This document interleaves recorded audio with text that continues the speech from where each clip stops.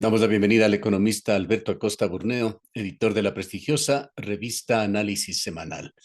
Iniciamos esta semana con las preocupaciones ya clásicas de Ecuador, pero con una novedad. Una autoridad judicial en Luxemburgo ha ordenado a los bancos que se congelen los activos de Ecuador en la cuenta del país. Cabe recordar que el gobierno de Ecuador se comprometió en junio del 2021 a pagar una deuda otorgada a Perenco. Intentaba llegar a un acuerdo particular con esta empresa que hasta el momento no se ha dado. Quisiéramos conocer qué derivaciones y qué consecuencias puede traer esto, economista Costa. Muy buenos días, un gusto estar con ustedes. Definitivamente es una noticia preocupante. El Ecuador se comprometió luego de un proceso en el CIADI, en el Centro de Disputas Internacionales del Banco Mundial, se comprometió a hacer un pago de una indemnización a la compañía Perenco como resultado del cambio de condiciones, algo que en el Ecuador es muy frecuente. Se firman acuerdos, contratos y se cambian las reglas en el camino. Y eso derivó en una indemnización que fue reconocida después de un proceso en este Centro Internacional de Disputas de Inversiones y se acordó una indemnización de 391 millones de dólares. Este resultado, la indemnización debía darse a partir de junio del 2021, pero el país no realizó ningún pago. Y entonces esto ha causado preocupación porque el compromiso era que se debía pagar en los siguientes 60 días. Ya ha pasado más de un año, no hay noticias, y entonces la compañía petrolera ha pedido a la justicia que congele los activos a favor de Peren, los activos del Ecuador, para poder hacer el cobro que le corresponde. ¿Qué significa y por qué es preocupante? Primero, por un lado, por un tema de imagen. El Ecuador está incumpliendo con un compromiso legal internacional, da una pésima imagen frente a los inversionistas. Y segundo, porque tiene una implicación práctica. Al congelar estos activos se habla, no se conoce detalles todavía, pero se habla que se habrían congelado activos en varios bancos internacionales, en donde el Ecuador tenía sus activos. Y el problema es que de esos bancos tenía que salir el dinero para hacer el pago de intereses a los tenedores de la deuda, que debía realizarse el 31 de julio. Entonces, hay preocupación también a nivel de los tenedores de deuda de que el país caiga en un incumplimiento de su deuda porque el dinero que hubiese servido para poder pagar esos intereses fue congelado por esta decisión judicial. Entonces, hay implicaciones adicionales, más allá de un tema de fondo y de imagen que es muy pernicioso, nocivo para el país, tener esa imagen de no juego por las reglas, soy mal pagador, cambio los contratos, sino que a esto se suma ahora un tema práctico de que cómo va a pagar los intereses de la deuda si es que están bloqueadas esas cuentas precisamente. Este bloqueo es un bloqueo focalizado en determinados países, en determinados bancos, o tiene un carácter más universal. Empieza como un bloqueo focalizado. Estas son las cuentas de Ecuador en Luxemburgo. Y los bancos que se mencionan son el Deutsche Bank, el Credit Suisse y el HSBC. Pero la intención y la declaración de la compañía es que va a seguir insistiendo en otras localidades, en otras jurisdicciones, con el mismo proceso. Entonces empieza como un tema puntual en Luxemburgo, pero lo más probable, y si no hay respuesta del gobierno, esto implica que va a seguir aplicándose en otros mercados, complicando aún más la imagen. El tema real es que aquí el daño ya está hecho, el daño a la imagen del Ecuador, que se compromete a algo, acepta algo como aceptó en junio del año pasado y después simplemente no lo cumple. Eso es un pésimo precedente para un gobierno que además ha dicho que quiere atraer inversiones, que quiere ser amigable con la inversión, pero este tipo de actos son los que demuestran si en la práctica uno es amigable o no con la inversión. Si quiere jugar por las reglas, si es que hay uno va a la justicia y la justicia determina quién tiene la razón y determina una indemnización, el país no puede simplemente olvidarse de cumplir los compromisos y no pagar lo que le correspondía pagar. ¿Cuánto dinero ha podido acumular el gobierno de Guillermo Lasso en esa política de poner la casa en orden, de acumular reservas para hacer honor a sus compromisos financieros? ¿Y qué riesgo trae esto sobre esas reservas? Bueno, la realidad es que lo que ha sucedido es que gradualmente el gobierno ha ido devolviendo, pagando lo que le pidió prestado al Banco Central, dinero que no era del Banco Central, era el dinero que se le había confiado al Banco Central, el dinero de los depositantes, que en el gobierno de Rafael Correa se lo gastó, dijo, las reservas internacionales no sirven para nada, están ahí ociosas, me las como, y se las comió. Pero ese dinero no era dinero del Banco Central, no era dinero del gobierno, era dinero de los depositantes, era dinero de la seguridad social. Entonces ahora lo que ha hecho el gobierno es gradualmente, y en respuesta a la ley de defensa de la dolarización, que estableció un mecanismo para devolverle ese dinero al Banco Central, porque no era del Banco Central, el dinero que era de los depositantes, que se lo habían comido, el dinero de la seguridad social. Entonces gradualmente ha ido devolviendo ese dinero. Eso es lo que vemos ahora como un incremento de reservas, pero estemos muy claros, no son reservas del gobierno, no es plata del gobierno, es plata de los depositantes, es plata de la seguridad social. Sí, es plata también de los gobiernos seccionales que tienen depositada en su cuenta, pero los gobiernos seccionales giran de esa cuenta conforme ejecutan sus proyectos de inversión, van gastando esa plata. Entonces esa plata está disponible para los gobiernos seccionales, pero el resto corresponde a dinero de los depositantes y cumple un rol muy importante, y es cuidar la seguridad del sistema financiero, cuidar los depósitos.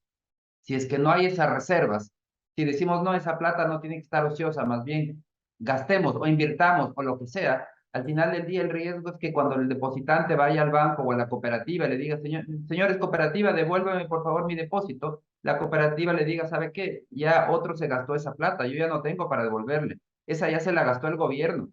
Entonces, eso es el escenario que no se puede permitir. Entonces, esta acumulación de reserva internacional realmente no es una acumulación de recursos del gobierno, y así hay que estar muy claros, es simplemente devolver el dinero a quien les pertenece, a los depositantes.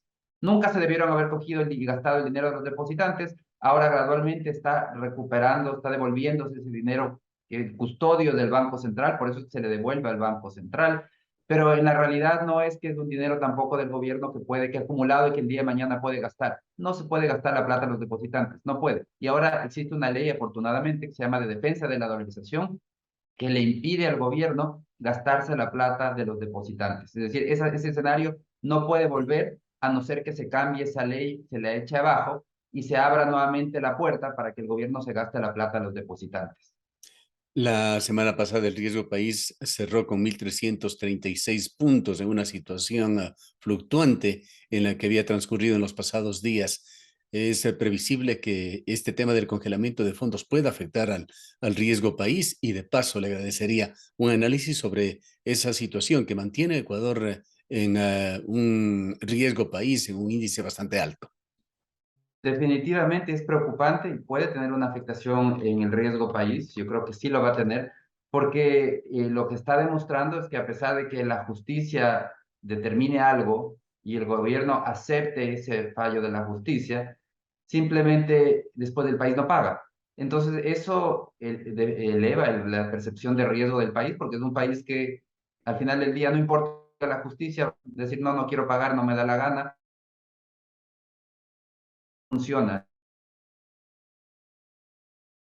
País. El riesgo país sigue persistentemente alto y hay que estar muy claros. Hubo un descenso inicial cuando recién se posesionó Guillermo Lazo.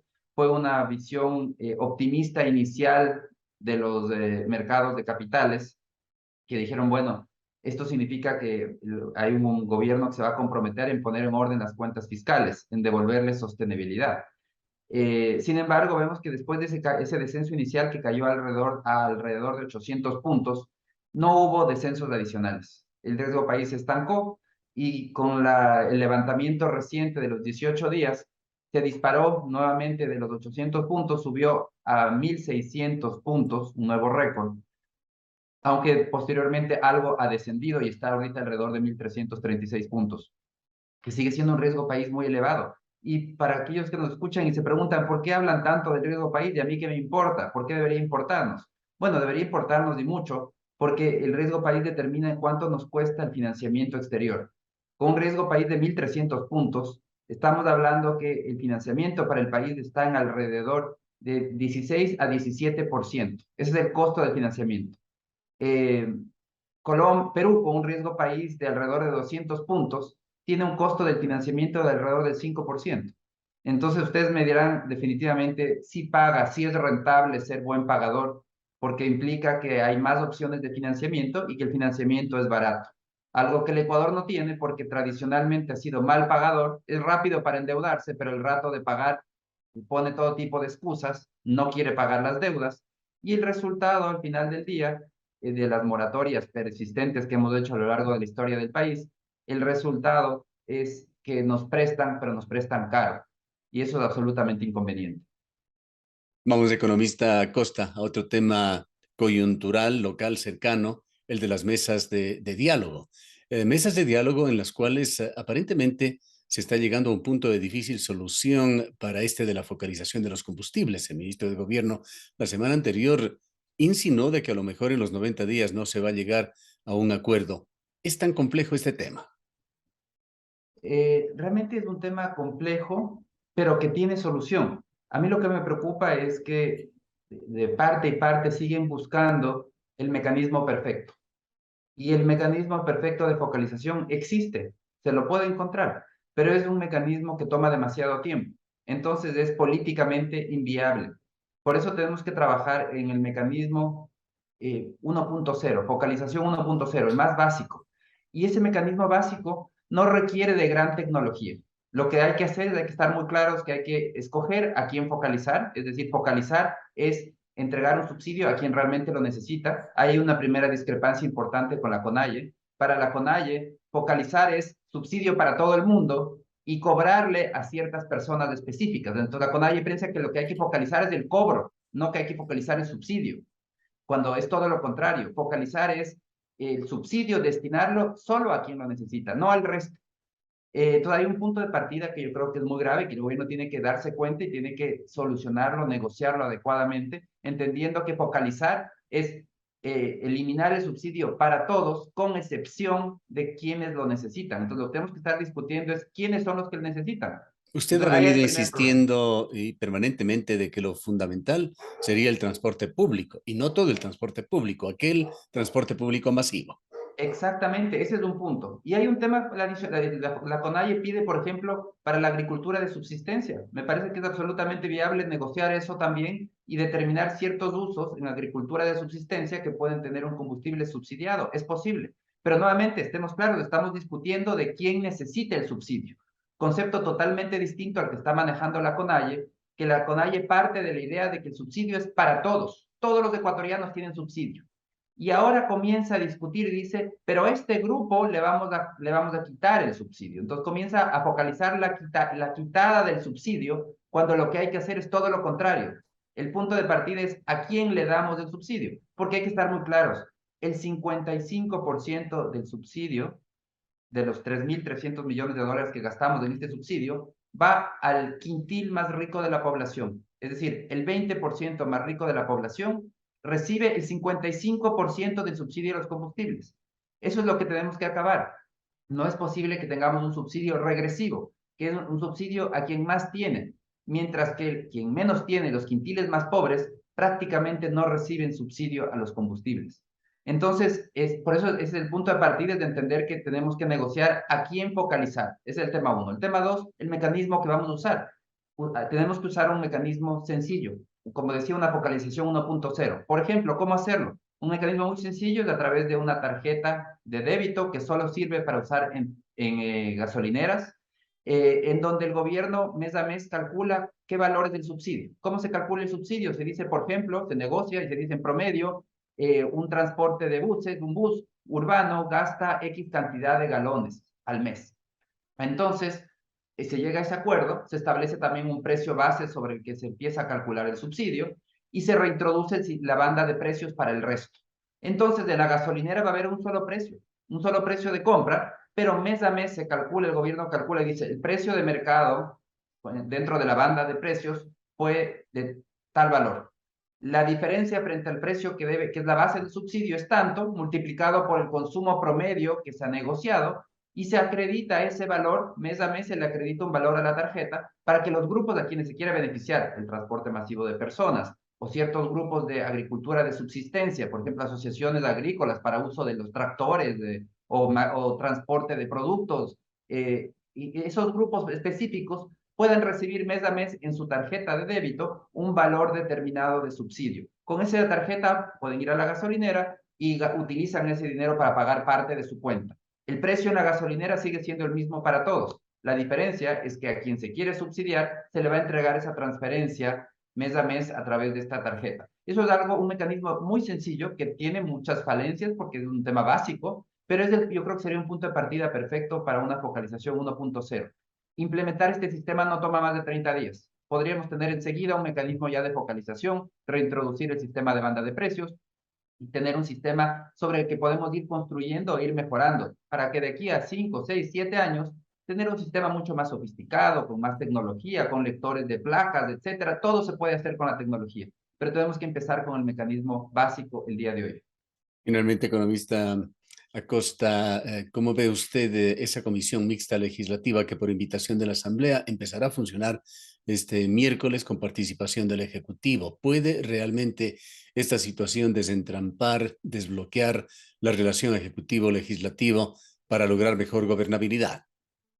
Bueno, ojalá que así sea y que no sea simplemente un mecanismo para lavarse un poco la cara del presidente de la Asamblea después de haber participado abiertamente en el proceso de conspiración en contra del presidente, que simplemente ahora diga, no, yo sí quiero trabajar en conjunto con el presidente. Más allá de las motivaciones, esperemos que en la práctica sí sea un mecanismo que abra el diálogo, porque este bloqueo de los políticos no nos ayuda en nada a los ciudadanos. Eso lo único que hace es impedir que se hagan esas reformas estructurales urgentes que requiere el país, reformas para atraer inversiones, para generar empleo, para impulsar la competitividad. Todas esas reformas están bloqueadas. ¿Y qué significa que esté bloqueado? Significa que la economía va a seguir creciendo lentamente, que el empleo va a seguir por debajo de los estándares previos a la crisis del COVID y por debajo de los estándares que tuvimos en la bonanza. Al final del día, el que paga la cuenta, los platos rotos, es el ciudadano en una economía que no es capaz de generar bienestar y todo esto con el auspicio de grupos políticos que lo único que les interesa es su pugna por alcanzar el poder y los damnificados en todo esto somos los ciudadanos. Gracias, economista Acosta, por habernos acompañado. Muchísimas gracias, siempre es un gusto. Agradecemos del economista Alberto Acosta Burneo, editor de Análisis Semanal.